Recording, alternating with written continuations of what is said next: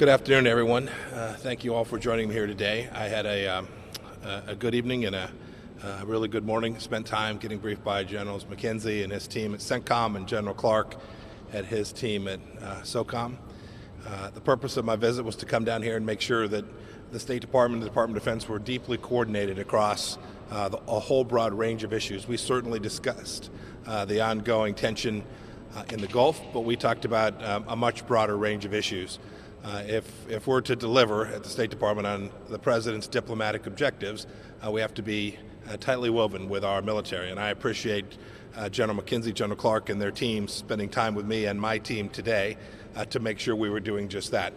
We had extensive conversations about tactical, operational, strategic levels of work between our two organizations to make sure that when we present options, alternatives, policy recommendations to President Trump, we're doing so in a way that is coherent and consistent and leads the President to a fuller understanding of the challenges and opportunities connected to decisions that he makes.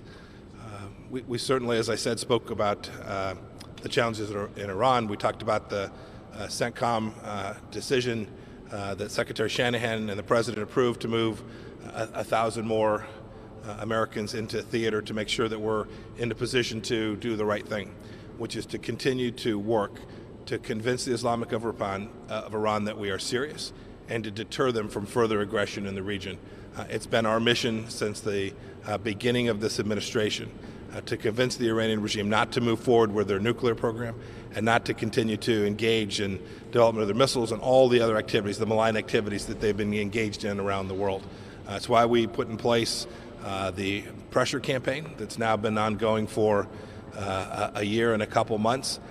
It's been very effective, and now we need to make sure that we continue to do that so that we ultimately get the opportunity to convince Iran that it's not in their best interest to behave in this way.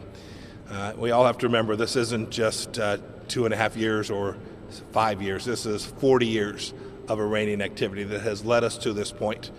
And to reestablish deterrence is a challenge, but one that I know the Trump administration is up to. And we're working hard each and every day, both in the State Department and the Department of Defense and all the elements of the United States government to achieve that. And with that, I'm happy to take a couple questions. Go ahead. Are there any Yes, ma'am. conversations either directly or through third parties with Iran to try and deconflict the situation in the Persian Gulf? Almost certainly. President Trump had sent President Abe to take a message of his to the leadership in Iran. You have to remember, these are messages for the leadership. I think the Iranian people are being woefully misserved by that leadership. But yes, we're engaged in, we have been engaged in many messages, even this moment right here, communicating to Iran that we are there to deter aggression. President Trump does not want war. And we will continue to communicate that message while doing the things that are necessary to protect American interests in the region. Japan and Germany have asked for additional proof of the attack on the tankers, and you said Sunday that you were going to provide that. When are we expected to see that? Yeah, we'll continue to provide additional information about those attacks, but we shouldn't focus on just those two attacks. Since the beginning of May, there are now over a half dozen different instances of Iranian attacks in the region. Some thwarted, some not successfully thwarted, and actually they had an impact. But I saw, just as I walked in here, Chancellor Merkel say that she thought there was strong evidence that Iran had engaged in this activity. We'll continue to work with partners all around the world. It's worth reminding everyone here, you have China that depends enormously on energy transiting the Strait of Hormuz. You have South Korea, Indonesia, Japan, all of whom have an enormous interest in ensuring there's freedom of navigation throughout this waterway. The United States is prepared to do its part, but every nation that has a deep interest in protecting that shipping lane so that energy can move around the world and support their economies needs to make sure they understand the real threat to their interests in the region and the real threat to their country's economies if we're not successful in doing that. Mr. Secretary, because of where this is occurring, it obviously falls within the operating theater of U.S. Special Operations Command and Central Command. What do you say to the families of the men and women who work within those commands about how they should prepare themselves for what may come over the next year or 2 years? Look, the first thing I'd do is say thank you to them for their service to the nation. I know many of these young men and women, they are talented, capable, aggressive. They have put us in the place where we have this opportunity to deter Iran. And what I'd say to them is what I say to everyone who's engaged in this kind of service. America is deeply appreciative. We are providing them with the resources they need to be successful, to continue to engage in the activities in a way that will deliver good outcomes, and to thank them for their willingness to take this ultimate risk that every service member faces. I remind my diplomats all around the world, they too face threats to themselves and to their families. And when I get a chance to talk to those officers at the State Department, those diplomats, I tell them the same thing I'd like to share with the families that are here at CENTCOM and at SOCOM. Thank them for their amazing professionalism work and their willingness to serve America at these challenging times. Mr. Secretary, you've said many times that the U.S. is not seeking war with Iran. But President Trump said this week that he would consider going to war over Iran obtaining nuclear weapons. Is that something that was discussed here today at CENTCOM? And can you give us any more details as to the different kinds? When we saw you on Sunday, you said military options were, of course, something that was being considered. Can you give us any more details about those discussions today? Look, one of the purposes of my visit today was to make sure that we were coordinated.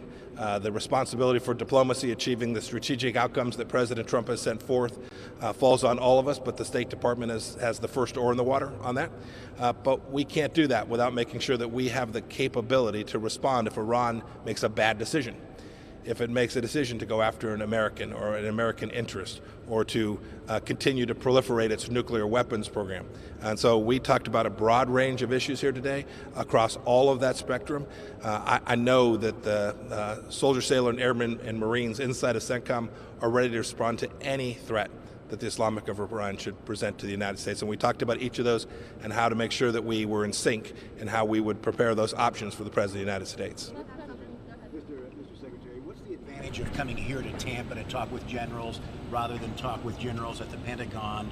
And should your trip here be a message to Iran? So I talk with generals at the Pentagon all the time too, so these are not mutually exclusive options. But it was important for me to get here into the headquarters where a lot of this work is doing. It made sure we didn't have to send a whole bunch of folks up to meet me in Washington. I got a chance to meet with not only those two leaders, but their teams today. And they got a chance in turn to hear how the State Department is thinking about this problem and how we're delivering deterrence in the region and reinforce with them the strategic objectives of the United States of America. So it was important and valuable to me to get here so that I could talk to a broader range of leaders and hear at a more granular level all of the great work that they've been engaged in. Great. I'll take one more. Anything to say about that? Yeah, I don't have anything to add to that. I'll say only this. It is the case that in May we had over 140,000 illegal immigrants enter to this nation unlawfully. It is an important undertaking to ensure that we have sovereignty and security at our southern border. And so every action this administration is taking is designed to do just that. President Trump's been unambiguous, very clear. I worked personally on an arrangement with Mexico now a week and a few days ago. I'm confident that we will get that under control, and it is important. It's important for American national security that we do, in fact, achieve that. Thank you all.